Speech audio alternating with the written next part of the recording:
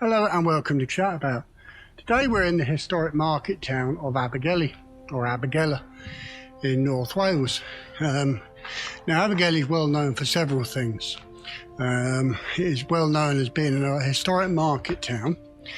For many years there was a huge market here which was very popular.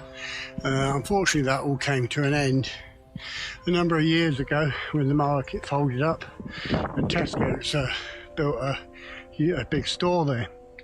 It's also very well known for Gwerk Castle, which is not an ancient castle but a very well known castle, made very popular recently by I'm a Celebrity, Get Me Out of Here with Ant and Dec. But it was also the scene of the biggest railway disaster in the UK back in the day when it happened.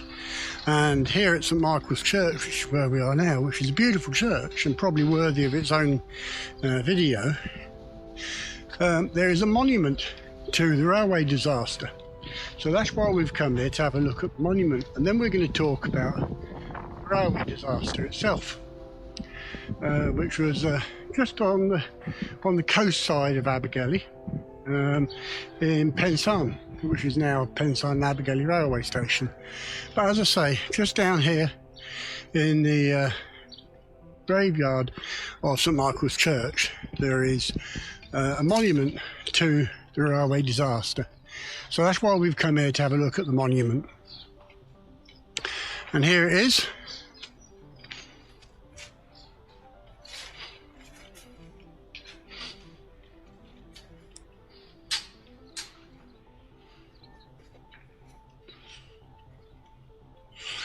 And here we go. This is the monument to the Abergele railway disaster, sacred to the memory of the 33 persons whose names are inscribed on the monument.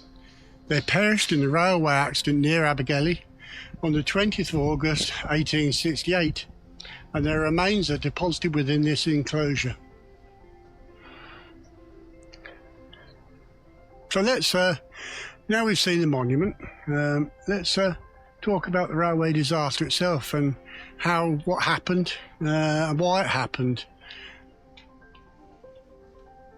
After leaving Euston Station in London on August the 20th, 1868, the Irish mail train, comprising of 4 carriages for first and second class passengers, a post office van and a travelling post office, stopped at Chester at 11:30 a.m, where 4 extra carriages were attached to the front of the train. Now, many passengers joining here had stayed overnight at the Queen Railway Hotel, known today as the Queen's Hotel, and arrived at the station after walking through a specially connecting tunnel. As they emerged from the tunnel, most passengers turned left and boarded the newly attached carriages, but some turned right, perhaps to join their friends who had travelled from London. Their decision was to be hugely significant that day, as many of those who went to the front sadly did not survive. Only an hour or so after the train had departed from Chester, a huge catastrophe took place between Abergele and Llandullas, as a result of a terrible error during shunting of goods wagons at Llandullas. The goods train and wagons were scheduled to precede the Irish mail train and were set back into sidings at Llandullas to allow the express to pass. On this occasion, the train was too long to fit into one of the 2 sidings, so it was split for shunting. However, some wagons, 2 of which contained some 50 barrels or 1,700 gallons of highly flammable liquid paraffin, became free and rolled towards the ones which had been left standing on the main line. The jolt as the extra wagons collided broke a gear in a brake van, and the wagons began to descend downwards towards Pensan. The Irish mail train crashed into the runaway wagons west of Abergele and Pensan station. Some of the barrels of paraffin in the first 2 wagons broke up in the collision, resulting in a fierce fire, which enveloped the engine, the tender and the guard's van, and the first 4 carriages of the mail train in thick smoke and flames. The accident was at the time reported as the worst railway disaster ever in Britain.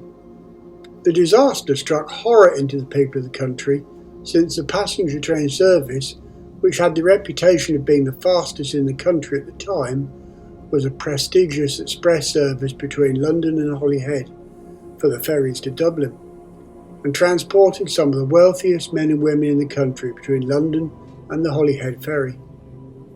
Many of the 33 victims were well-to-do, high-profile people who had been riding in the forward carriages, the prestige carriages. In the first-class carriages just behind the engine were Lord and Lady Farnham travelling with their servants, the Reverend Sir Nicholas Chinnery and Lady Chinnery, Judge Berwick and Mrs. Berwick. All lost their lives, as did the remainder of the victims who were travelling in the second-class carriages just behind. All 33 bodies recovered were so badly burnt that it was impossible to recognise all but 3 of them, and they were the only 3 to whom death certificates were issued. The final official toll was 10 males, 13 females, and 10 sex unknown. 2 of the 33 victims were employees of the London and North Western Railway, a guard and a stoker. The heavy loss of life was due less to the impact itself than to the fire which immediately engulfed the wreckage. Also, given that the train's carriage doors were locked between stations, as was the custom at the time, the passengers stood little chance of escape. The loco train driver, a gentleman called Arthur Thompson, miraculously survived the accident, but was badly injured. After the accident, he said that the train was travelling at around 30 miles an hour when he saw the barrel-laden trucks coming round the bend. He realised they contained paraffin, shouted a warning to the fireman, and jumped. Arthur, although seriously injured, managed to uncouple the last 6 carriages of the train. They were then towed away from the scene before the fire could reach them. Arthur suffered very serious injuries, however, and later died on the 15th of October 1868.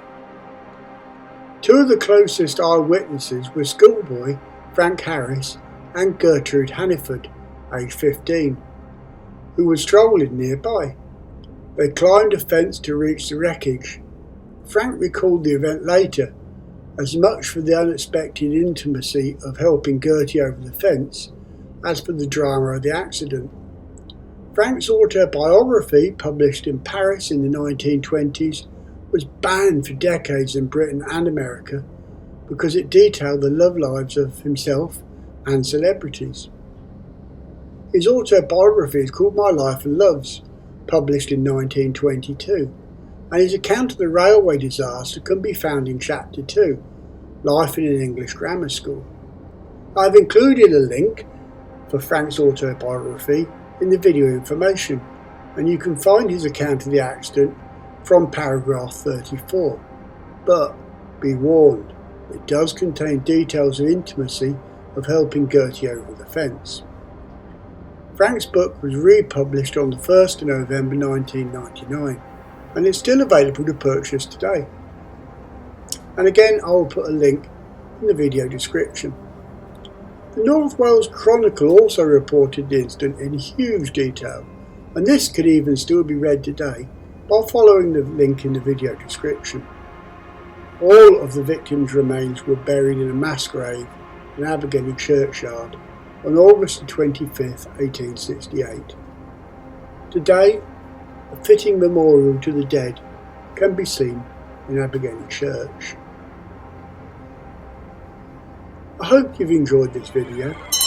If you have, please don't forget to like, subscribe, comment and share. In fact, even if you haven't enjoyed it, please subscribe, comment, like and share. So, until next time, take care.